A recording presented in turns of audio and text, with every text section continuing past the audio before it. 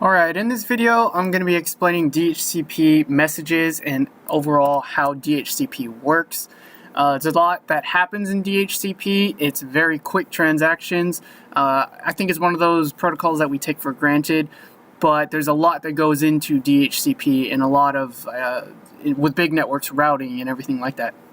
So DHCP is one of those most common protocols used in TCP/IP, and what DHCP does, first of all, it stands for Dynamic Host Configuration Protocol, and you can dynamically get an IP address as you travel from different LANs. So of course different LANs have different subnets, have different requirements. So as you travel from one place, like a coffee shop, and then you go home, and then you go back to the office and you're using Wi-Fi, you're not necessarily going to be using the same address every single time, and your default gateways could change as well. So every time you enable your NIC or your wireless NIC for DHCP, if DHCP works, then you will get an address. So in this topology and in today's video, I'm going to explain how everything works from the client going through a router to a DHCP server itself. And over here I have these 4 messages, and this is exactly what we're going to capture and dissect on what's happening. So the first thing that happens, the host, the DHCP client, laptop, whatever, is going to send out a discover message. It's a broadcast message, and it's going to source this message on port 68, and then he's going to send it to the server via port 67. So the server is listening on port 67. Okay, so he's going to broadcast that out, and what we know about broadcast messages is what? It stays within its layer 2 broadcast domain, or its layer 3 network right there. So this broadcast message, which is right there, only stays there, but how does that message get to R3? Well, this is where this command on the router's interface comes into play, IP helper address. What that command does is, if it receives a broadcast message on certain ports, it's not just DHCP, it's other ports like maybe TFTP, TACAX, Time Protocol, other types of protocols as well, but DHCP is one of them. If it hears a broadcast message on that interface right there, he's going to forward it as a unicast message to R3. Then when R3 gets this message, it's like, oh, that's a discover message. Let me send an offer. So the server will send an offer message right there, sent by the server, and he'll unicast it. Now, whether this client is on the same LAN or not, he's going to unicast that message straight to it. If it's on a different LAN, like how it is right now, he's going to unicast it to that interface, and that router and that router's interface, he's going to keeps, I don't want to say a table, but he keeps this discover message sort of in cache and remembers, okay, I received a discover message on that interface, and I know that MAC address too. And when I get this unicast message back from R3, I'm going to forward it to the MAC address of R1, because remember, R1, it has a MAC address that's statically set. That's a burnt-in address. That does not change. The only thing that does change is layer 3, and this is what DHCP is all about. So offer message goes from R3 to R1. Let me clear this off. Goes back to R1, and it has a whole bunch of parameters in there. It's like a used car salesman and saying like, oh man, I got this good car for you. Look at all these great attributes. Do you want to take it? So R1 is going to look at this offer message, and and this could be several offers if there's multiple DHCP servers. Like if there's another one out here and it's a DHCP server, these 2 servers could be battling to say, hey, buy this car, take this address. So R1 is going to look at that offer, and then he's going to send a request. He's going to broadcast that out, but he's going to choose which one he wants. So let's say he chooses 3 at the moment, because that's the only one there. So he's going to send a request message. He still doesn't have an address. Okay, that's the most important thing. He still does not have an address, but he's going to request that that IP address that was in the offer message. So it's like you going back to the used car salesman and was like, all right, I'll take that car. It's good. And then once the DHCP server gets that request message, it's like, all right, let me get the paperwork. Bam.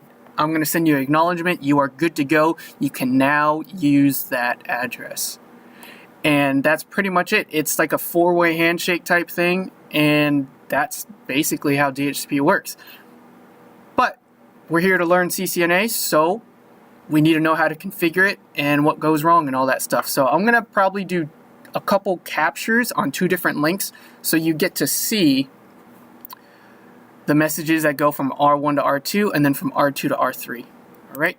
I have a basic config on R2 and R3. Like, I just have the IP addresses set. So we are going to configure this IP helper address and configure the DHCP pool. So let's start with R3. Let's actually configure the server itself. So let's see here. Let's shrink this down a little bit so I can keep this next to me. All right. So we go into global config, and well, let me double check to see if I actually configured fast Ethernet 1/0 show IP interface brief. And we did. We got it. I'm gonna do this a little bit. Okay, good. So first thing, let's create a DHCP pool. And when it where it says name right here, you could actually put whatever name you want.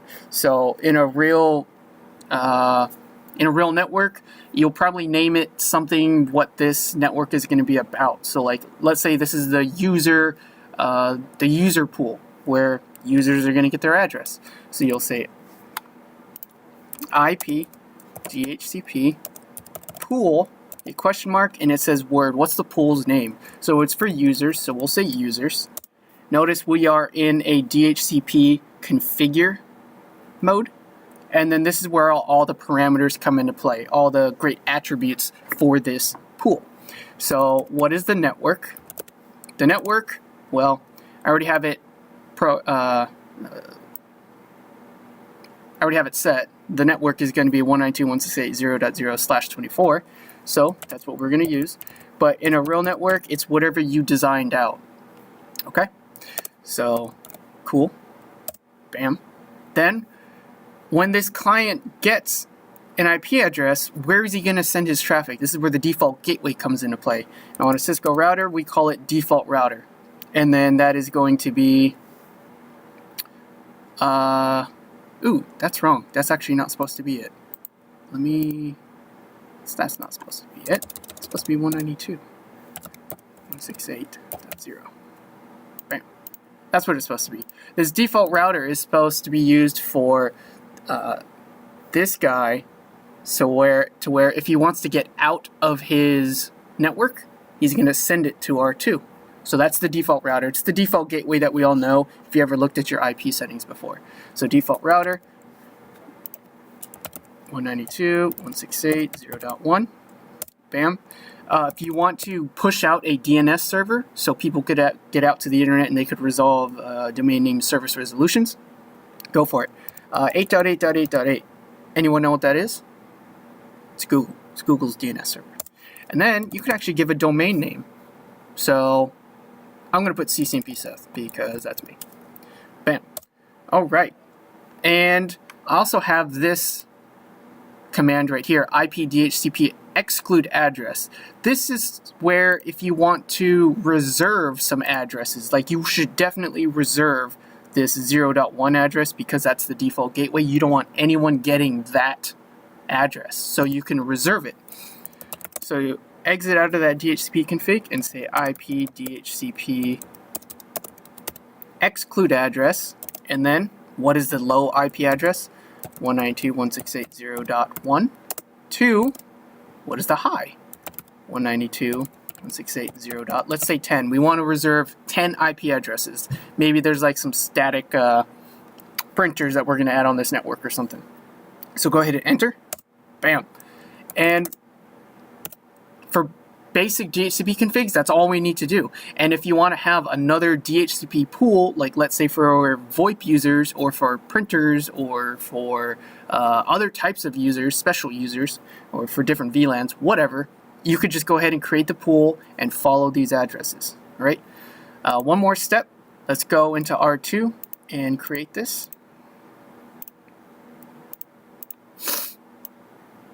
Now, when you do this at this command on the interface that is going to be receiving those broadcast messages, which is that right there. So, interface f0/0 IP helper address, and then this is where we are going to send those broadcast messages, and we're going to turn those broadcast messages into unicast messages. Bam! That is it. All right. Let me start up Wireshark right now. Let's go into R1.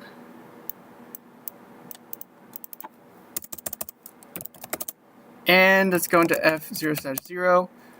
Hold on, do show run interface f0/0. Let me make sure that DHCP is set, but the address is, or the interface is shut down. So let's open it up and let's view those messages. There's the discover, there's the offer, request, and acknowledgement. Sweet. So that's what we're looking for. Now, one thing I want to point out here that's important is in this discover message, look at that. That is the source address. Why do you think it's 0.0.0.0? And why do you think the destination is 255.255.255? This is sent by the client. It's because it doesn't have an IP address yet, but yet it still needs to send traffic. So that's the layer 3 addresses that it uses in the discover message. Okay. Let's actually bring this up.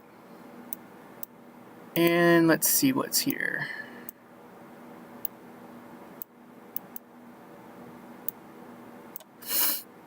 So we have the boot flags, it's the broadcast flag, client IP address is 0, everything is 0 because this is the very first message and it doesn't know anything.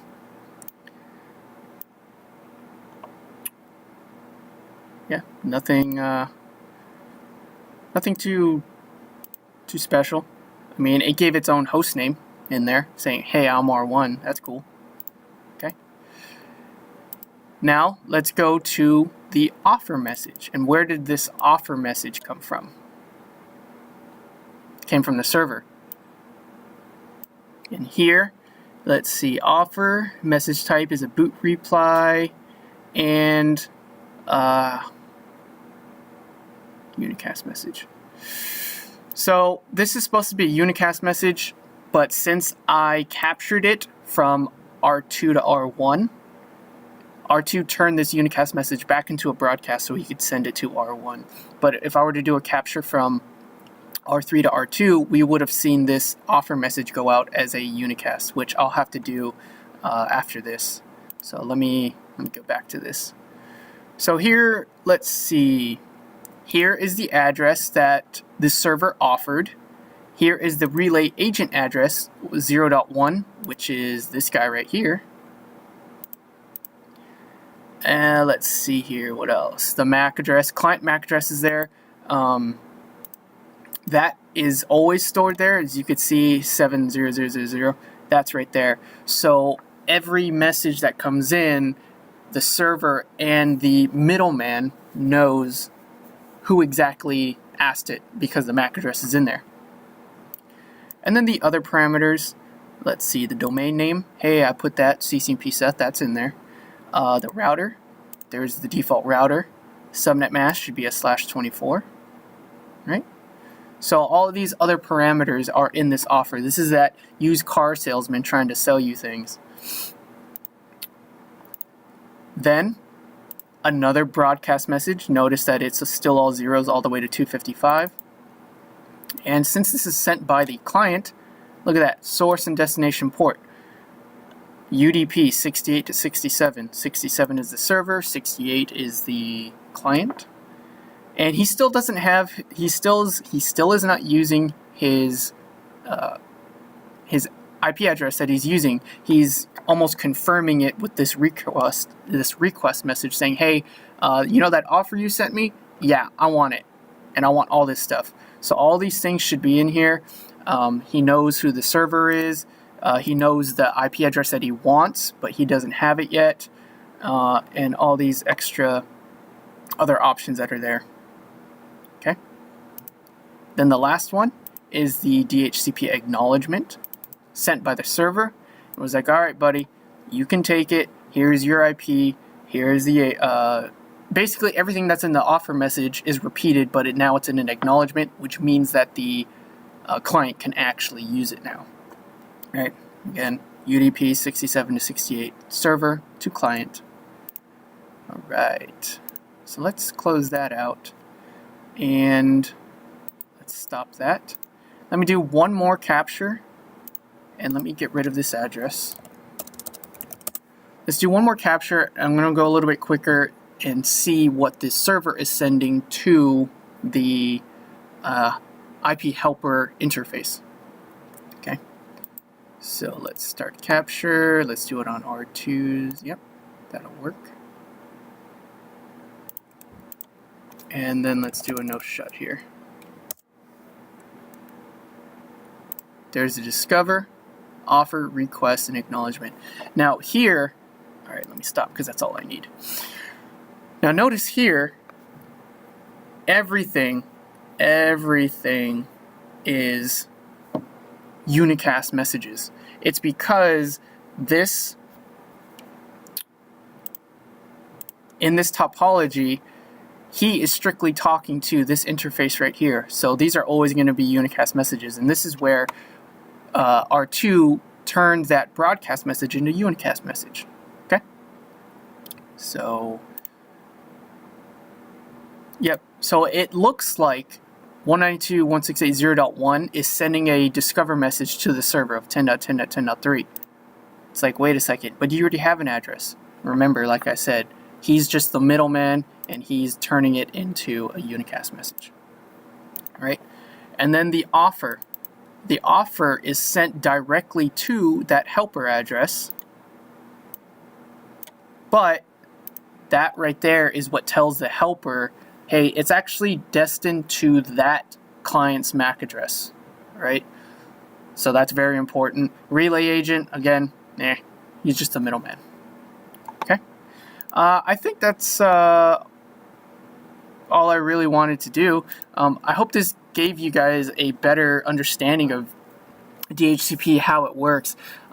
It's a quick four-way handshake, and just know that it's between client and server, port 67 to 68 UDP.